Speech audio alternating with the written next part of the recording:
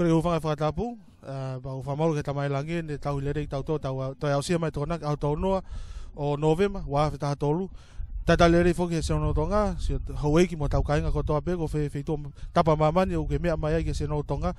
ke mau atu ai taulahi koe ahoni e whiauhi koe a New Zealand Tongan Sports, ipu koe a Sama, whi au sponsor ia G Mana Auto, taulahi koe ahoni koe taulahi whokia, e waha o timi hau koe a Kolomotua, pe mo timi hau koe a Liahona Saine ha. O ku koe aho whawawa whokeni loto kalani, aho tōna koe ni, malmau lerei pe, pa moko lerei pe ke vainga whanau, pa koe pe whakaamua e seno tonga, e mau he whanau, e ngoti milo ua, a Liahona Saine ha ka maa whoki, a Kolomotua ha vainga whiawhia, ta nau whai hanga hi vainga, e asia nau ngai tareniti, ta talerei whoke seno tonga, tau kai ngatonga pe kota pe o kalanini, nau mea mahi ahoni, ke poupou ai vainga tau whanau, ofa pe ke mou mau aho lerei, o mou sio he taulahi koe ahoni, he taulahi koe a Liahona Saine ha pa mo Kolomotua. Pa pe he whoko tau kai ngatonga pe, feito mamani o ke mea mai ai ke seno tonga, he YouTube, ke atu koe a taulahi ahoni, mau talerei mo tau me loto kalani.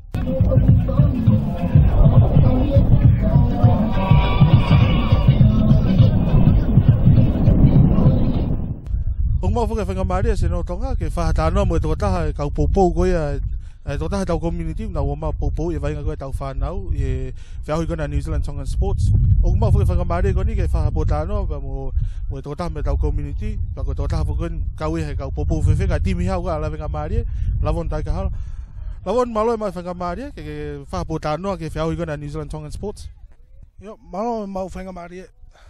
Lavon koe whamalo whoke tuko time ka ke hau poupou e vainga tau whanau. Koe mea kou whai kia si o hahau lau ke ngau e kono whai he New Zealand Tongan Sports whalere tournament koni. Wahano mahu inga ke tau tupu o tau community. Yo, malo,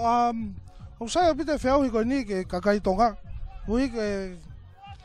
tamai tonga. Ke kuinga ke sionge ke vainga e tamai tonga. Whakawhiawhia sio toko lahi tamai ku nau tareniti ia. Nau whiawhia lahi hao sio e mo mamata e vainga tamaiki. Lavon koe hae wholoha ho poupou e ai vainga koe tamaiki he tournament koni a New Zealand Tongan Sports. It's been 7 years, the last 7 years when Lavenga has been taking it out. So ever since that, it's built confidence in myself and to come and watch the Tongan community rugby, see all the talents, hidden talents all around New Zealand. So yep. Hei o kau whoke kau whoke tournament koni lavon he mea lerei ko hinga. Ka ke ngata pe hango lau, whamore kia taime tau whanau, ke nau maa vainga he tournament koni. Taime ko o break kia u kalapu ko e vainga whakalapu o kalanini. Ka ko taime whoke taha hango lau, nau maho nau whainga maari ke na iaha nihi o kuaha kau ngai kalapu hen mo kau agent nau maa sio, na maho nau ngai whainga maari ke nau ngako nau tareniti ke mau mea nau mo ui Iyo, ko whiawhia lahi whewheu ko ia kuinga. O toko lahi au pite tamai tonga. Koe ke fu as whewhe nau vainga e ka whakakalapu. Ka taimi ko kuhau e koe whiau whakatonga. O ku as lere nau vainga. Aku tonge sio ai hange kau tama me flanse. Puka mea ke maua nau whainga maari ke mea whakaseniti nau whaamiri mo me. Mo lai apitu. Hango ho lau lavon, tau whoke ne fitu. Pa koe hango lau, tau pe me he mau koe he timi hau koe ho ofa anga la venga maari ai whiahui ko ni hoko mai pe a koe tau fitu koni ho hau ko poupou e whanau ke pe o ton ke hoko pe ngau i kona New Zealand Tongan Sports he whakalere tournament koni ma tau whanau tau community ko ia o ton pe ke hoko ai pe e whiahui ko ia Lavon, o whamalo ai seno tonga ka koe e ahon ka maa komite a New Zealand Tongan Sports ko inga ko tuko taimi mo whamiri mo whanau ka ke ewa maa poupou e ai vainga tau whanau mo tau tarenti pa koe mawhai tahau whai kia tokanga koe kapten ni koe timi hau alawenga maare ko sio o vainga he timi ai vai ni o ilo he pure kone alawenga maare ke mea koe ni o kai tama ke uilo ke mea koe ia malo Lavon ia malo Hokat pe whoke ai analyse o e te taulahi koe ahoni, a whiauka New Zealand Tongan Sports me i roto kalani.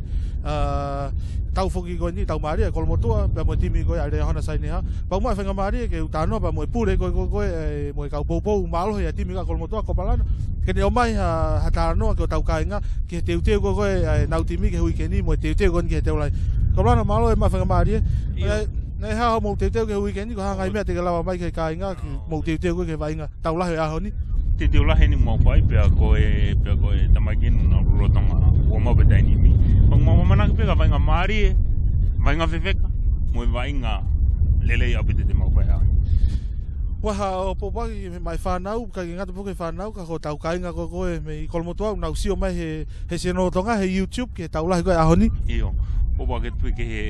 kainga kolomotua, tapa peo mamani mo iai, ko i tau timi eni, ko tau timi eni o ko mumea mai beki ai, ko anu unau uonga tau teu ke huki malai, ka pa uki aha ki ofa pea, whenga mai ke timi o, li mai se mai ko nau ki teu ngam whakau. Ko rana malo mai whainga maari, pa kuate tala munu a seno tonga, ka koe, ka mafu ka Paula Holland, pa moe kapteni, pa moe toa ngai timi ke tau lahi koe ani, ofe ke mo maha wainga maari, mo wainga whiawhia, pa ku ofa seno tonga te lava tale ni te tau whanau, hulu e ahoni na mau hana ngai whainga maari ki tō pureanga. Malo. Mau whainga maari seno tonga, ke whahatanoa ke kau poupou koe, nau mai ahoni, ke sio he tau lahi, pa ku whawhiawhia ia ke huinga ke seno tonga, ke kua mai whuke tau community tonga, o poupou e wainga tau whanau. Boys, who you guys here to support? I'm here to support Kolomotua. We'll be playing for my grandpa's village, the Holani family. Just make a shout out to the boys from the Utah Scorpions and check out the Senolo Tonga's team ripping Tonga. Yeah, sweet. Thanks, boys. Do you want to shout out to anyone on Senolo Tonga? Yeah, shout out to Servant Hillary and the Utah Scorpions. Thank you. Malo, whawhiawhia e o mai tau community, o poupou i e tau wainga tau whanau, pa koe whamiri whoki e whamiri Holani me Kolomotua, na o mai whoka poupou i tau lahi koe ahoni he waha a Kolomotua, pea mo e lia hona saineha.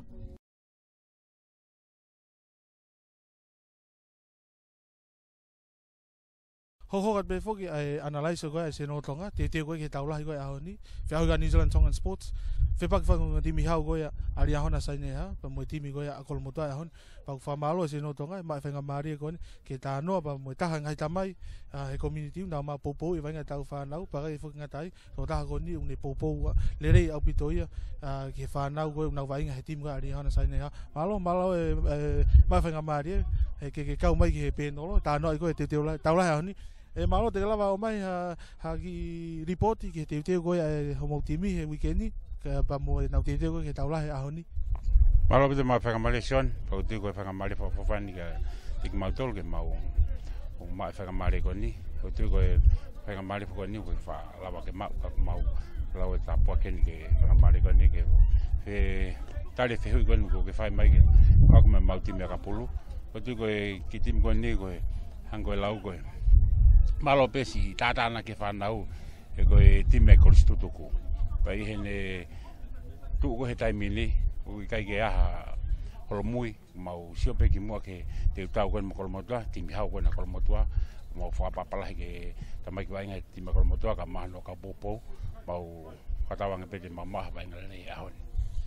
Alo atu ka tala monu ase no tonga ka koe ka mafu ka purea paia ba mo fa koe ti tuifua pa mo rere apu tauf ka befo ka aki kapteni o mo te koe ahoni o fe ke mo ma ha vainga mari mo vainga fefia pe o fa pe ke hoko e vainga ahoni ko hulu ase no tonga ko me ai ke ase tare ni tau fa nau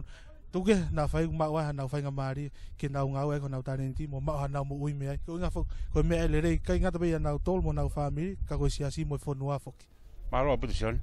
pa vainga mari kamalo ke ata to ke ne lava ke atu hanga tono ki kamatala ko ni la pa mo timi ka pola dia hona sai ha patang be ongati ka kuristuku ta timien nau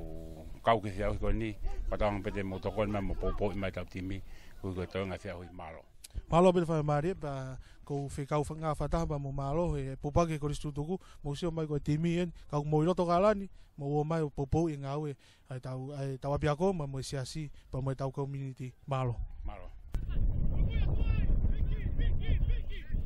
Hoka pe foke ai potano a se no tonga pa mo tau kai ngatonga ko tau community o galani o nau situ ko nau time ka nau me ma popo i ai vai nga tau fa nau pa kumba e fenga mari ko ni ke potano mo to ho ko ni ke vai ko tau fa nau mo fa ne popo mo tala monu ke tau kai ko sio mai se no tonga ke fiau ko na New Zealand Tongan Sports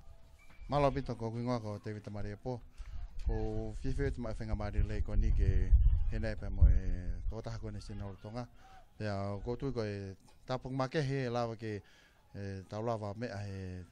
he polo kalama ko ni ona fa ko manga he polo kalama ka pulo ko ne tau fa nau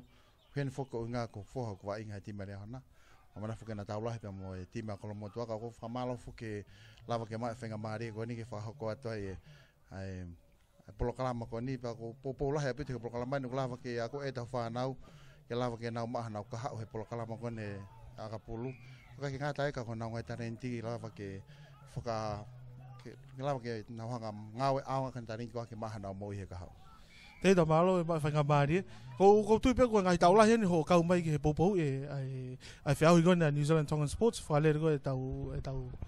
ai fa tau vai nga tau fa na ko me ma hunga fo ke ta no ke ai ko hinga ko kai fa ngabari ko ni e ma wa ha ngai fa ngabari tau fa na ke na nga le ko na ngai ta le ni ti pa tau ile pe ko ta ni me lava ka pulu ho ko ke ma anga mo ai family pa nga ta family ka ko siasi pa mo fonua ko hai folo o popo mai ki vai nga kon ko ai fa ya New Zealand Tongan Sports talve ku i tu New Zealand mahal ko ta wene me hongo fulo ku popo polo kala ko ni o kai fu ke ka ha fo hinga ka ko manako abite pa sia polo kala ko de ka pulu pa vai nga pe fo ha pe ko ha pe popo polo kala ko ni ko ilo ko tani ta fa na to ton ke ta to nga hima to ke ta popo ke fa la ka ki mu atu nga ko na vai nga ka nga ta ke lava ke ta pore nga hi nga la me una fa ha ma te ko me fo ke ta ke hang me ke ta no ma uinga fo ke na mai tau fa na o va inga i hona tare ni na ma na fa nga mari ko ta fa ko ta tau si ko ki ai ko ka ho ko fo ke ai nga we ko na New Zealand Tongan Sports fa le fa ko ni ko me ke mo le dai me tau fa na ke va ha ko o dai mi ko ke le ko u tau fa ka la pu pa pe fo ke u tau fa ka va he o pa ko ma na fa nga mari ke na mai ho ko tu pe na va inga pa ho ko tu pe mo na va ma sino pa kai fo nga dai mo na dai mi ka me aunga moni fogia ko ta fogia polo kalama le mo no fa ko e polo kalama ka pulu ko nga ko lava ke puke meta fa nau he time ko no ku hoko nga hi time ko malolo nga hi fiau hi ka pulu ko ne New Zealand ka lava ke na ke fa malo si no pe nga ke puke tunga mana ko ka nga ta ka tunga fitness ko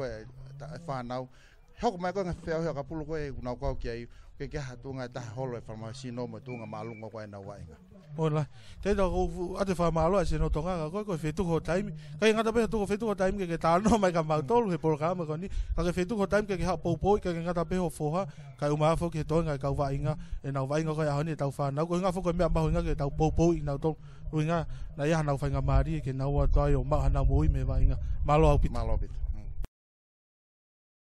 Pulu ka se tau la. Ona ke fa ta no ke tau popo ya vai ngai fa nau rine pe ba ke ave ha tala monu se no ka ke kainga ka nga pe kainga ka ko fa nau na te vai ngai a honi ia le le au ki pa pe ta ke ki ko na ka nga mali ko ba ko popo au ki te ke ti me ko lo mo tu te ko tala monu wa ni amana inga ba inga ko lo mo tu pa ke mo ba o ba inga ke ia he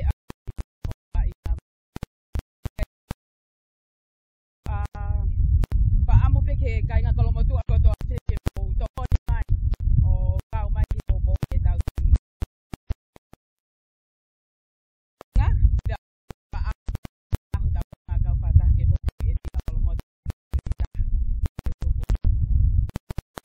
ele fa malo ko se no to ka ko mai fa ka pari pa ate tala motu se no to ka ko pa mo ti me kolo motu ko hange pe ko la ko fa ke sio mai ka to kolo motu ka na sio mai TV mo me apa kita kan ni lo to kalan ka ba mo yo to kalan o koni ke tau ko hau au pe ma ke o mai ka bo ke to hau mo ya malo ke malo ki no mai ko next day o ke vai ya va ko lan vai apa ko be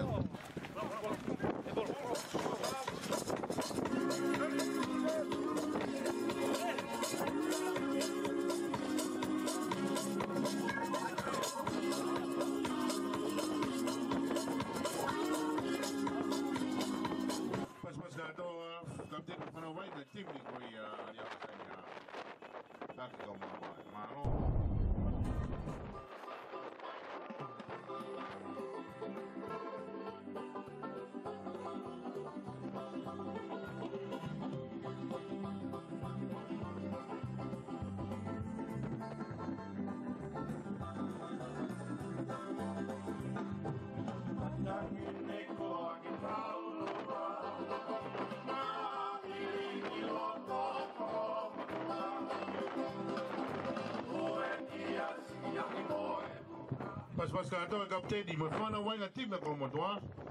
Fa ho ke fa mo.